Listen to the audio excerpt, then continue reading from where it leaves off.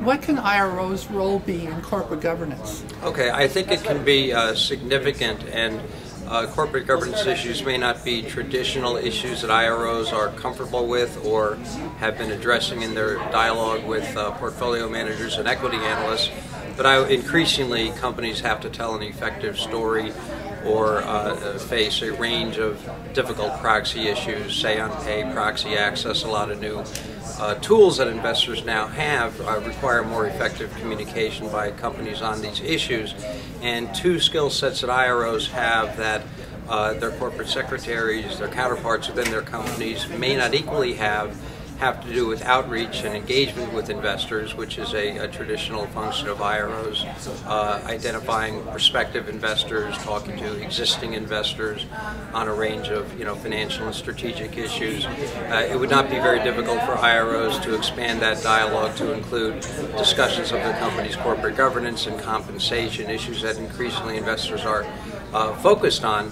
Now, the audience may be a little different. They may still be talking to portfolio managers about those issues, but they may have to develop relationships with additional people within these same investment firms, be they proxy voters or governance heads or compliance people when it comes to executing their proxy responsibilities. So there may be some new audiences they need to cultivate, and they can be very helpful with their corporate secretary counterparts in identifying and speaking to those people. The other would be in messaging.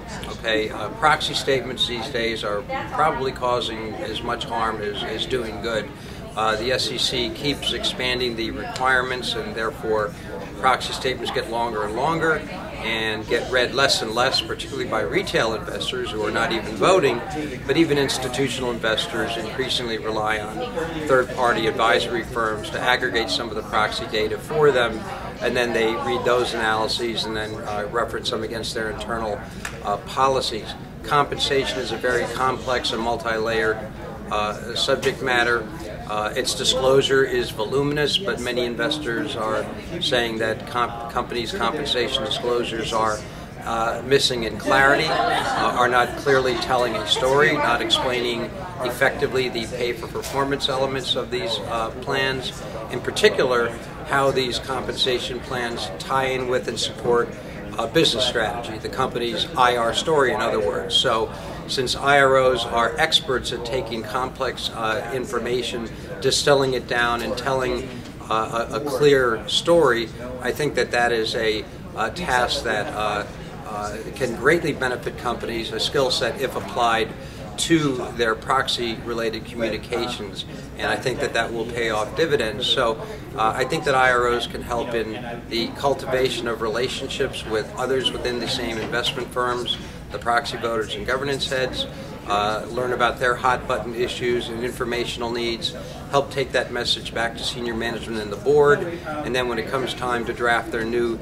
disclosures, incorporate some of that information, perhaps review their past disclosures. They may have met regulatory requirements, but were they effectively meeting investors' informational needs now that they've ascertained those needs, and help to tell their company story in a clear, more compelling manner. And I think those are the things that companies need to do in this environment to stand out from the crowd, to succeed at say on pay votes, and to avoid unnecessary difficulty at proxy time.